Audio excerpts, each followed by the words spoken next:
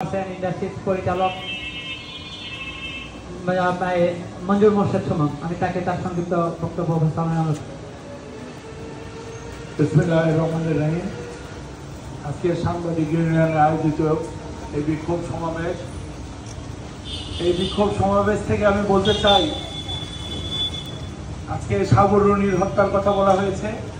সাগর Rooney হত্যার আজকে 13 বছর চলে গেছে। সেই সময়ও স্বরাষ্ট্রমন্ত্রী বলছিল যে 24 ঘন্টার মধ্যে এর বিচার হবে।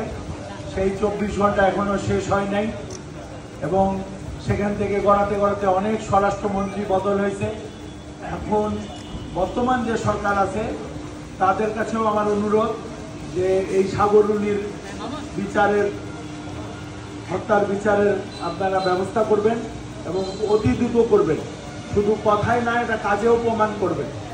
সাগর রুনির হত্যার বিচারের কথা বলতে যায় আমার স্মরণ পড়ল যে এই সাগর রুনির রক্তের উপর দিয়ে আপনাদের অনেক সাংবাদিক কিন্তু বেইমানি করছে। নিমতলায় আমি সেদিন ছিলাম, আপনাদের দাওয়াতে গেছিলাম, ইকবাল সোবান চৌধুরী আসছিলেন। তিনি সেদিন বলে গেছিলেন এখানে যে এখান থেকে ঢাকা যাব, ঢাকায় যাই আমরা সাগর রুনির আন্দোলন শুরু করব, সারা বাংলাদেশ বন্ধ করে দিব, প্রয়োজনে সবকিছু বন্ধ করে দিব, কিন্তু সাগর রুনির হত্যার বিচার হবে। কিন্তু উনি এখান থেকে ঢাকায় যায়, প্রধানমন্ত্রীর উপদেষ্টা হিসেবে যোগদান করেছিল সাগর রুনির রক্তের উপর দিয়ে। আজকে অনেক সাংবাদিক বিভিন্ন রকম আপনাদের সাংবাদিক সমাজকে ক্ষতি করতেছে। এই সাংবাদিকদেরও আমি সঠিক বিচার ও তদন্ত চাই এবং আরও চাই এই যে সাংবাদিকদের যে সকল অসুবিধা আছে তাদের এই সুযোগ সুবিধা বর্তমান সরকার যেন খুব ভালোভাবে দেখে। ইনাদের সবার ছুটি আছে, ইনাদের কোনো ছুটি নাই, শুক্রবার নাই, মঙ্গলবার নাই, বুধবার নাই, ঈদের দিনেও ইনাদেরকে কাজ করতে হয়। এটা একেবারে অমানবিক কাজ।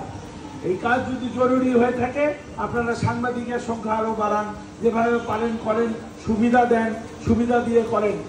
এই সাংবাদিকদেরকে রক্ষা করার জন্য যেই ওয়েজ অনার বোর্ড আছে তারা এই সকল জিনিস যেন লক্ষ্য করে এবং এই উপদেষ্টার কাছে সরাসরি আমি আজকে বলতে চাই আপনাদের দিনাজপুরের মাটি থেকে যে আমাদের এখানকার সাংবাদিক সমাজকে আপনারা খেপাইয়েন না।